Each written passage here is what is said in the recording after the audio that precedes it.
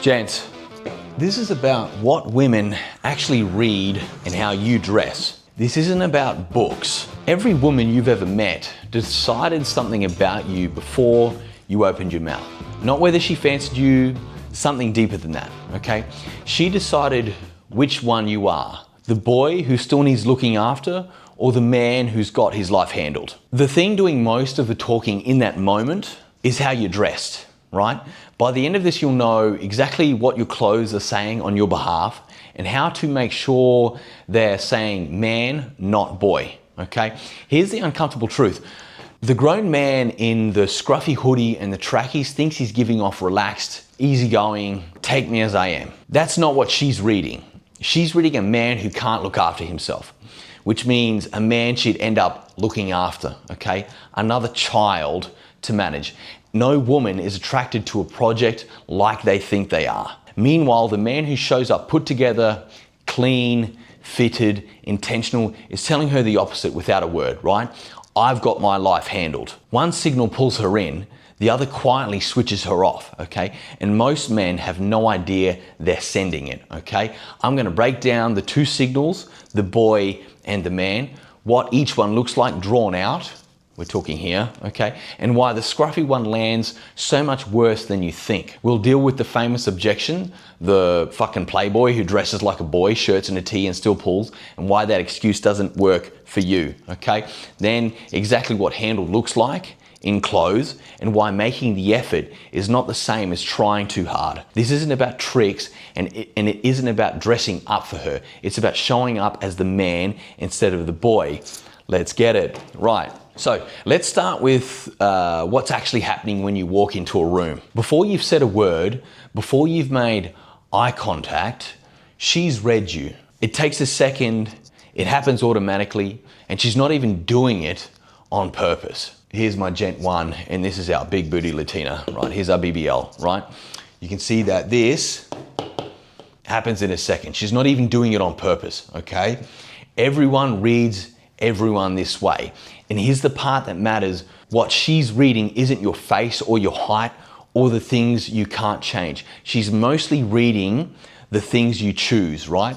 Your clothes, your state of them, the effort behind them. And think about what your clothes actually are for a second. They're decisions. Every single thing you put on this morning was a choice that you made, which means your outfit is a public record of your decision making. Scuff shoes, a stained tee, trackies out to dinner, those were choices. However, a clean shirt, trousers that fit, shoes that have been polished, those were choices too. She can't see your bank account, your job, or your character from across the room, but she can see your clothes and she reads them as a preview of everything else, okay?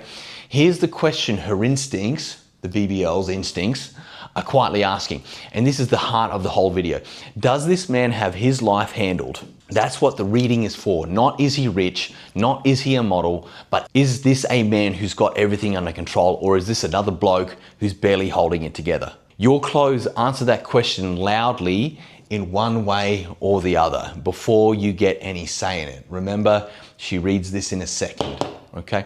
Now, some of you are already thinking, that's shallow, she should get to know the real me, blah, blah, blah. Mate, she will, okay, if she gets past the first read, okay, or if you get past the first read. But the first read is happening whether you like it or not. It's wired into all of us. You do it to everyone you meet too, okay? So you've got two options. Ignore it and let a stained hoodie speak for you, or take control of it and make that first second work in your favor, okay? This video is about taking control of it, and it starts with understanding the two signals a man can send, the boy and the man. Let me draw them out for you now. All right, so here are the two men, and I want you to look at them properly, okay? Because every bloke in the room is sending one of these two signals, okay? Whether he knows it or not. The first signal is the boy. He's a grown man, but look at him. The baggy hoodie, the trackies or ripped jeans or logo pants, right? The beat up trainers, worn everywhere. The clothes he's had since uni hanging off him, creased, maybe a stain, maybe he's stopped noticing, okay? Nothing chosen, nothing intentional, everything defaulted. And here's what that says to her: this man hasn't grown up yet. Someone else has been picking up after him his whole life. His mum, his ex, whoever, right? And the next woman in his life inherits the job. He doesn't look relaxed, he looks unfinished. Now, the second figure, the man, same age, could be the same income, doesn't matter. Clothes that fit him, clean, simple, nothing flashy. But you can tell every piece was a decision. Shoes that are looked after, okay? The overall picture says one thing, this man runs his own life. He doesn't need managing, he doesn't need mothering, he doesn't need fixing, he's complete. And whatever a woman adds to his life is an addition, not repair work, right? That's the signal. I'm a man, I lead my own life, and there's room in it for you, right? Now, here's why this split matters so much to attraction, and it's deep in the clothes, okay? A woman doesn't want to be your mother. Whatever else she's looking for, she is not looking for another dependent, okay? Another person whose mess she manages, like the boy here, whose appointments she remembers, who she has to dress for weddings because he can't be trusted to do it himself. The boy's signal tells her that's the job that's on offer. And even if everything else about you is great, that signal is working against you the entire time because it's promising her work. The man signal promises the opposite, right? A partner, not a project. And here's the bit I really want to land. Neither of these signals is about money or looks. The boy signal can be wearing expensive stuff. Scruffy is scruffy at any price. The man signal can be built on a modest wardrobe. Fit is one of the main ones. Clean and intentional costs almost nothing, right? The split isn't rich versus poor or handsome versus plain. It's handled versus unhandled, basically. And which side of that line you're on is 100% your choice, which is exactly what the rest of the video sorts out, right? Now, let's go deeper into on why the boy signal does so much damage, because most men think the worst case for dressing scruffy is she's not impressed. Wrong. No, the worst case is much worse than not impressed. It's that you've been filed into a category you can't easily get out of, right? The category of men who need managing. Managing. Think about what most women's lives already look like. They're managing things constantly. Work, family, homes, plans, other people's feelings, right? Many of them grew up watching their mothers run the whole show for a man who couldn't. So when a grown man walks in looking like nobody takes care of him, including himself, her instincts do the maths instantly. If I'm with him, that becomes my job. The reminders, the picking up after him, the dressing him for weddings, the running of his life. She's met that man before, there's plenty of them, right? She's not looking for another one. Trust me on that. And here's the brutal part. It doesn't matter how good the rest of you is. Funny, kind, decent job, none of it cancels the signal, because the signal isn't about whether you're a good bloke, it's about what life with you costs her, right? The scruffy grown man is advertising a cost and she's reading the price tag, okay? She's seeing dollar signs, mate. Even before you've said hello, right? That little flicker of switch off you felt from women you've just met, the politeness with no spark behind it, this is very often what it is or what it was. Not your face, not your height, it's the signal that you're sending, right? Now if you flip it, or now flip it, because the same instinct works just as hard in your favor. A man who clearly looks after himself triggers the opposite read, right? This one's already handled. Life with him isn't a job. And that read does something powerful. It lets her actually see you, the humor, the character, the man, because she's not busy calculating the workload. Dressing properly doesn't make her fancy you on its own. It clears the path so everything genuinely good about you gets through, right? The scruffy man blocks his own path and never finds out what was on the other side of it. Now, something I want to deal with is the objection, because I can already hear it. But what about fucking Dan Bilzerian, the famous Playboy, the modern day one? You know exactly who I mean. He lives in shorts and a t-shirt. He's got a wild hat, a wild haircut. He's dressed like he's permanently on a way to a pool party. And he's surrounded by more beautiful women than most of us have had hot dinners, okay? It's a fair point. Look, here's the answer. That's him. Are you him? You're a fucking multimillionaire, famous, globally, recognized everywhere in the world, because he's not pulling in spite of the shorts, okay? He's not pulling because of them either. The shorts are irrelevant. His entire life is doing the signaling, all right? The money, the name, the mansions, the fact that everyone in the room already knows exactly who he is before he walks in. It's Dan fucking Bilzerian, yeah? He could turn up in a bin bag and it wouldn't matter because his handled signal arrived years before he did. He's not playing the same game as you. He's the exception, the 1 in 100 million exception. And exceptions don't make rules, they prove how rare the exception is, okay?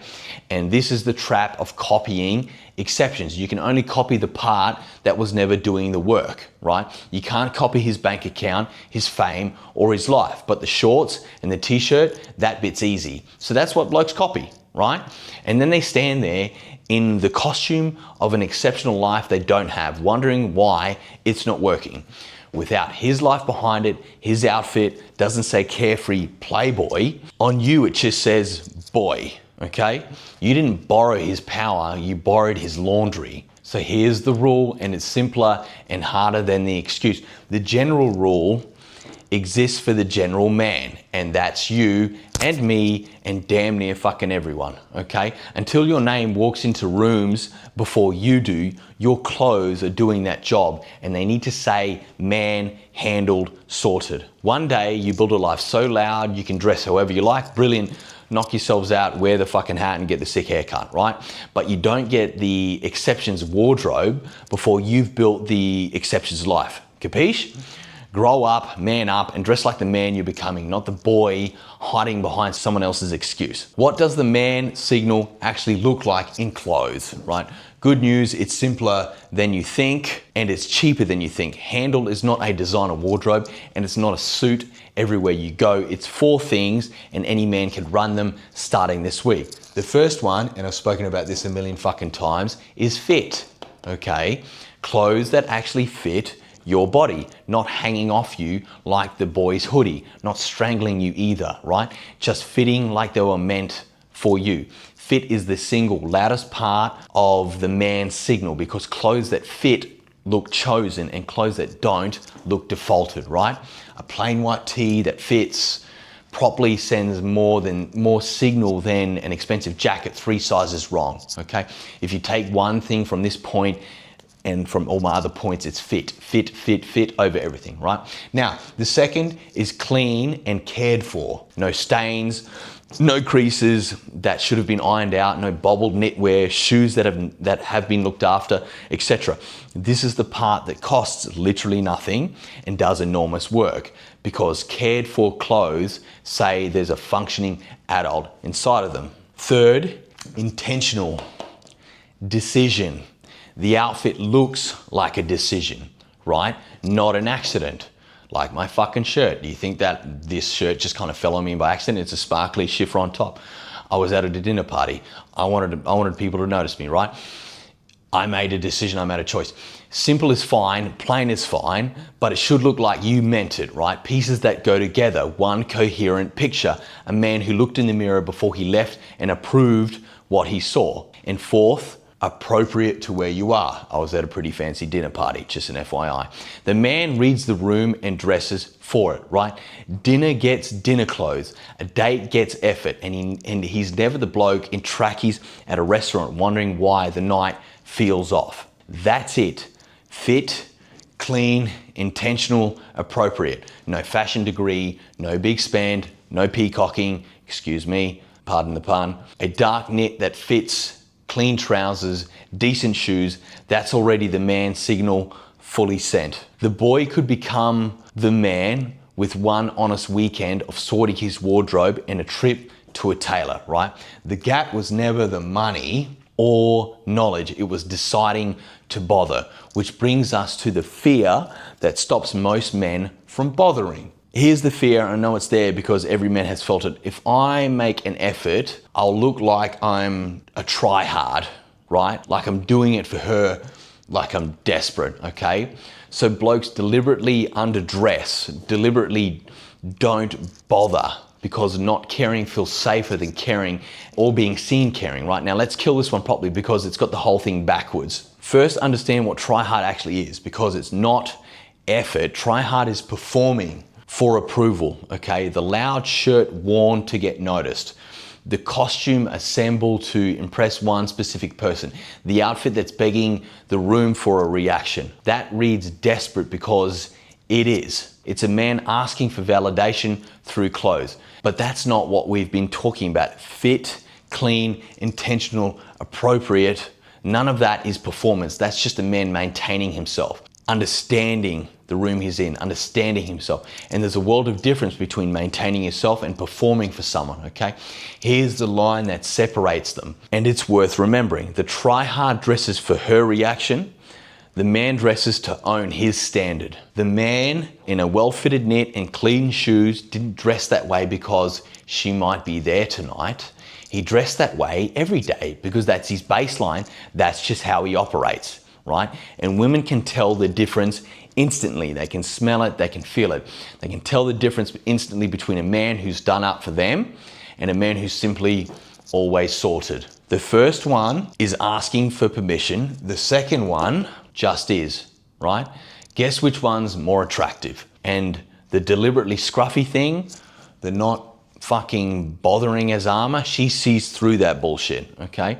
Refusing to make any effort doesn't read as confident. It reads as a man so afraid of being seen trying that he sabotages himself in advance. That's not strength, that's hiding. The genuinely confident move, the actual flex, is caring openly, holding a standard every day and being completely unbothered about who notices, right?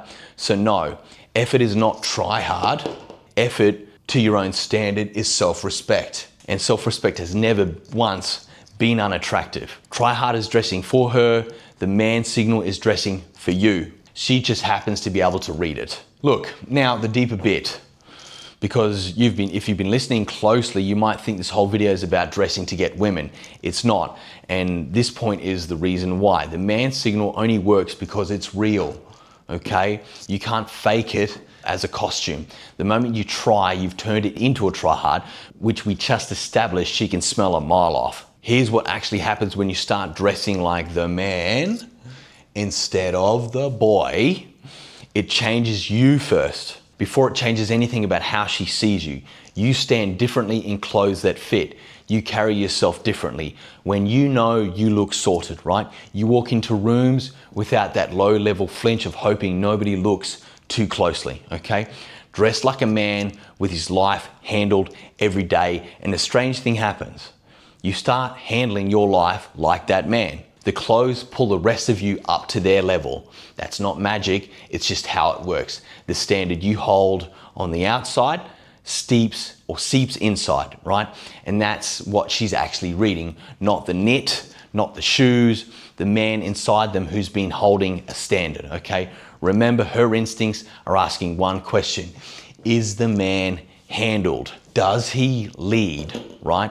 Clothes can't fake that answer for long, but here's the thing. When the clothes are a part of a standard you genuinely live by, there's nothing to fake. The signal is accurate. She reads handled because you are handled, and the wardrobe was simply where it showed first, okay? Costumes lie. Standards tell the truth, okay? So get the order right in your head. You don't dress well for her. You dress well because that's the standard you hold for yourself. That has you training, working, sorting your life out, okay? And she happens to be able to read it off you at a glance. The attraction is a side effect of the self-respect, not the goal of it, which is good news because it means every bit of this is in your control and none of it depends on her being in the room. The man signal broadcasts whether anyone's watching or not, okay? And that's what makes it real, and real is the whole game. So let's land this, okay? Every room you walk into, you're sending one of two signals before you say a word. Whether you're the boy, unfinished, defaulted, someone else's job waiting to happen, or the man, handled, intentional, complete. She reads it in a second, BBL, reading it, 1 second. Everyone does as well. And which signal you send was never about your face, your height, your wallet. It was about choices, right?